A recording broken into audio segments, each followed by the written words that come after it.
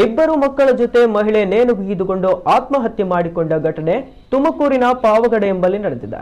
ಪ್ರಕರಣಕ್ಕೆ ಸಂಬಂಧಿಸಿದಂತೆ ಮಹಿಳೆ ಪತಿ, ಅತ್ತೆ ಮತ್ತು ಅಜ್ಜಿಯನ್ನ ಪೊಲೀಸರು ಬಂಧಿಸಿದ್ದಾರೆ.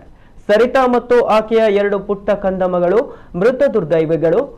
ಸರಿತಾಳನ್ನು ಅದೇ ಗ್ರಾಮದ ಸಂತೋಷ್ ಎಂಬಾತನ ಜೊತೆ ಕಳೆದ 6 ವರ್ಷದ ಹಿಂದೆ ಮದುವೆ ಮಾಡಲಾಗಿತ್ತು. ಸಂತೋಷ್ ಆಟೋ ಚಾಲಕನಾಗಿದ್ದ. ಮದುವೆಯಾದಾಗಿನಿಂದಲೂ ಗಂಡ ಸಂತೋಷ್ ಹಾಗೂ ಆತನ ತಾಯಿ, ಅಜ್ಜಿ ಕಿರುಕುಳ ನೀಡುತ್ತಿದ್ದರು ಎಂಬ ಆರೋಪ ಕೇಳಿ ಬರ್ತಿತ್ತು.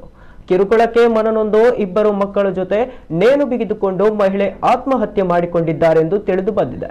ಮನೆಯಲ್ಲಿ ಯಾರು ಇಲ್ಲದ ಸಮಯದಲ್ಲಿ ನೇಣಿಗೆ ಶರಣಾಗಿದ್ದಾರೆ. ಈ ಬಗ್ಗೆ ಪಾವಗಡ ಪೊಲೀಸ್ ಠಾಣೆಯಲ್ಲಿ ಪ್ರಕರಣ ದಾಖಲಾಗಿದೆ.